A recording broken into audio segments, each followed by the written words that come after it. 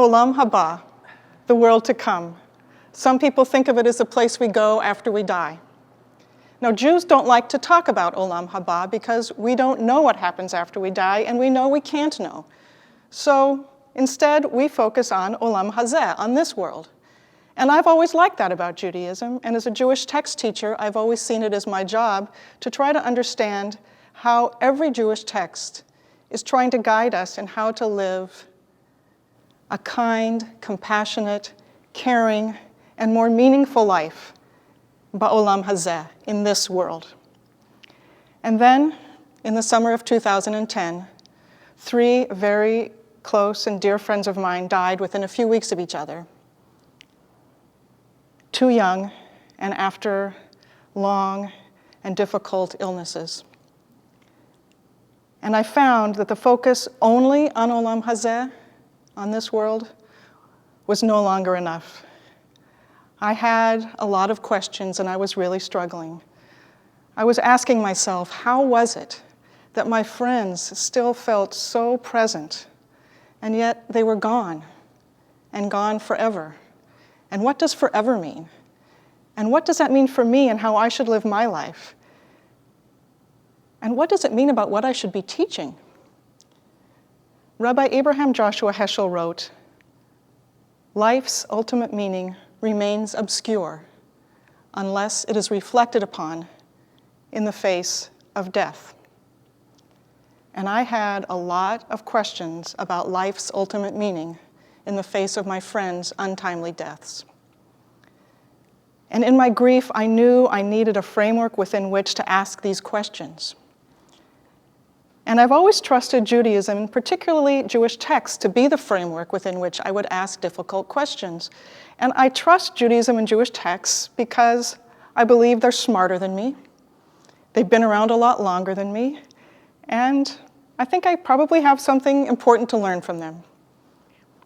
And I particularly like to go to difficult Jewish texts because the ones I understand, they don't challenge me. But the ones that I don't understand, I've learned if I stick around with them long enough, I'll begin to understand an issue from a perspective that I could not have come at on my own.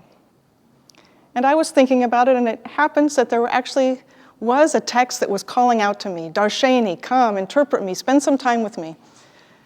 But before I tell you about this text, I want to ask that you now listen not just with your head, but also with your heart, because we're going to be talking about Olam Habah. And Olam Habah is infinite, and words are finite. And we all know that the most profound and meaningful experiences in our life are beyond language. So, from my heart to yours, here's the text.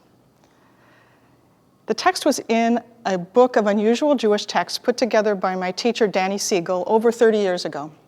So I found the book, and I found the text, and they both say that there was a tradition for some people to be buried in a coffin made from the table where they fed the poor. And the Musar text adds, or the table where the person studied, or the table where a person worked diligently at their trade. Now, I always thought this was so bizarre. Why would you take a perfectly good table, a meaningful table, and put it in the ground? I have my grandparents' table, and it's an object that inspires me. My grandparents did wonderful things at that table, and I try to do the same thing. What good would it do if they were buried in a coffin made from their table? I wouldn't have it. And then I noticed something that I hadn't paid attention to before, that one of the texts, the Kitzur Shulchan Aruch version, has a proof text. Now, a proof text is a biblical quote that an author uses to prove the truth of a teaching. So, it's 3 words from Isaiah, V'halach lifanecha tzidkecha, and your righteousness shall go before you. And I'm thinking, righteousness, tables, and we do righteous things at our tables, but I stop myself and I say, no, wait, your teachers always taught you that we must look up the context of a proof text, because the author knows the context and assumes that we know the context, and often the message is in the context. So I open up Isaiah 58, and lo and behold, it's a text that I know very well. It's the Haftorah we read on Yom Kippur morning. We're a little hungry, and Isaiah says to us in God's name, Halazet tikratzom? Is this what you call a fast? Really? This is not the fast that I want. Isaiah says, the fast that I want is for you to share your bread with the hungry, for you to clothe the naked, take care of people. Isaiah goes on and reminds us that we shouldn't just sit here in our pious righteousness, but we need to act in the world. This is a classic text used for social change, social justice, whatever you want to call it. This is a very Olam Hazeh, this world text. And then I see that the next line is, and if you do these things, v'halach lefanecha tzidkecha, your righteousness will go before you. And now more pieces are starting to fall together for me. Because now I'm thinking, you know what? Those exact actions that Isaiah just told us to do, we can do them at our tables. And maybe social change happens not just as a result of big marches or public actions, but perhaps importantly, at our tables, one person at a time. Then I think, yes, maybe we're sent to the Yom Kippur liturgy as a reminder that we're judged once a year on Yom Kippur, but actually, no. This is a reminder that we're judged every day at our tables. And our tables, metaphorically at least, are the witness to everything that we do, and they will report on us, as it were, in the next world. Then I start thinking about all the Jewish ritual that happens around tables. I think about all the holiday meals, Shabbat every week, the Passover Seder.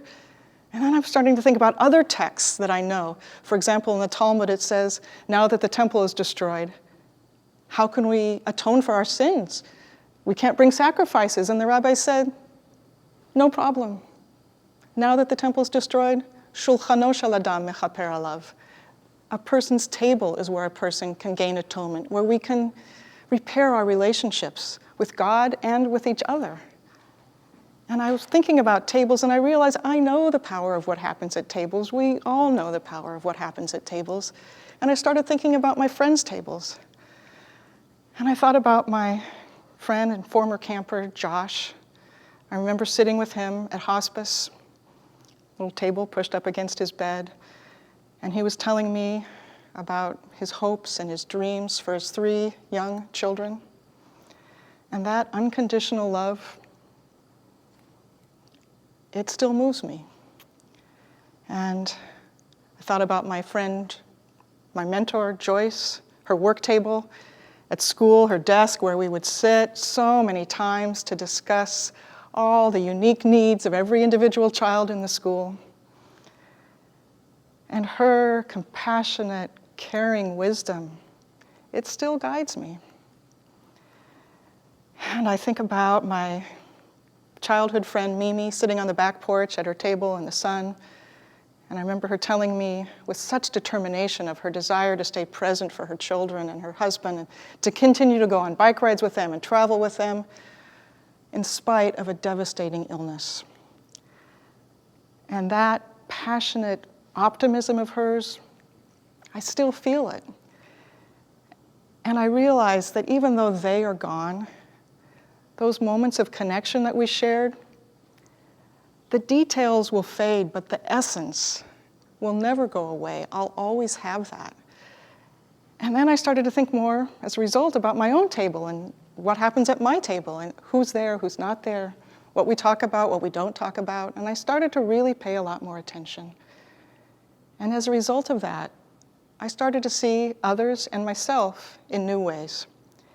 And I came to see that small moments of connection and small kindnesses, they matter so much more than any of us can possibly understand. And as we say at Pesach, Dayenu, that would have been enough. But there's more. Because about a year later, my husband and I went on a year-long sabbatical. We traveled around the world. And I couldn't take my table with me. But it was suggested that maybe I could see what I could learn from other people at their tables. And I realized I couldn't take my table with me, but I could take my table awareness with me, and I could take the text as a gift to share with other people at their tables. And so, as we traveled, whenever we sat with people, and sometimes it was an old friend we hadn't seen in years, and sometimes it was a new person we were meeting for the first time, and I would try to remind myself to ask the question, I wonder what moments of connection this table has witnessed. And then I would say, and I wonder what it will witness today. And at that moment, my heart would open, my attention would shift, and I would see our hosts in new ways and gain a greater appreciation for our hosts. And then, because I was writing a blog about things I was learning at other people's tables, we would often tell the person about the blog, and I would tell them about this text where it's a tradition that sometimes people would be buried in a coffin made from the table where they did righteous things. And the proof text, I explained the proof text, and the proof text was that your righteousness will go before you, which I understood to mean that the table was the metaphorical witness for all the righteous things that we do. And people would start telling us stories. One man said, this table where we just had dinner, this was my grandmother's table. And when I was a young child, my mother died. And my grandmother fed me anything I wanted at this table. And this is where I experienced unconditional love after the death of my mother. And there were tears in his eyes. And when we were talking with people about tables, nobody was looking at their watch. Time took on a different dimension. And it was on the sabbatical that I realized that this text is not about tables, and it's not about coffins. Just as Isaiah was reminding us that fasting on Yom Kippur is not about being hungry, but rather about remembering that other people are hungry, this text is not about whether or not we're buried in a coffin made from our tables. It's a reminder of the importance of creating moments of connection that transcend finite time. Moments that I now call Olam, Habah. And yes, I still believe that the metaphor works, that our tables go before us as metaphorical witnesses of everything we do. But there's more, because when we die, our table goes with us in the sense that that's it. There are no more moments, no more opportunities for connection. We're done. But the table also stays behind in the sense that those moments of connection that we did have, they don't go away. That is part of our Olam Habah. And I still don't know what happens to us after we die, but I now believe that the Jewish focus on Olam Hazeh, on this world, is really to teach us to taste Olam Habah. That timeless element within time, available all the time through awareness. And I've learned that the Jewish mystics have always known this. In the foundational Jewish mystical text, the Zohar, Olam Habah is not the world to come, but rather the world that is coming, present tense. For the Zohar, Olam Habah is a river that's always flowing with a source that's eternal, a source that's divine. And it's available to all of us at any time, if only we would notice.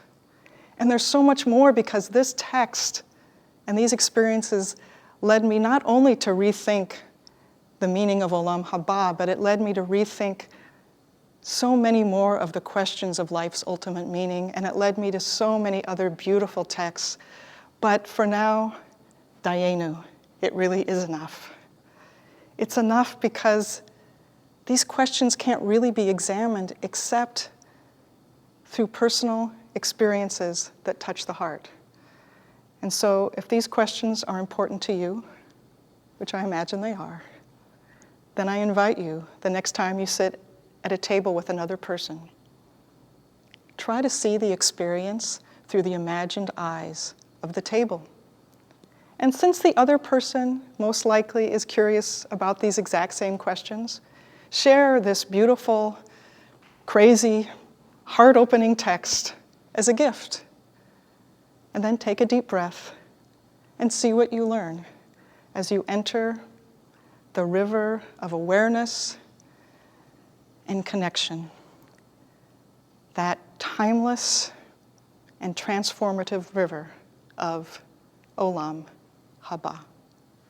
Thank you.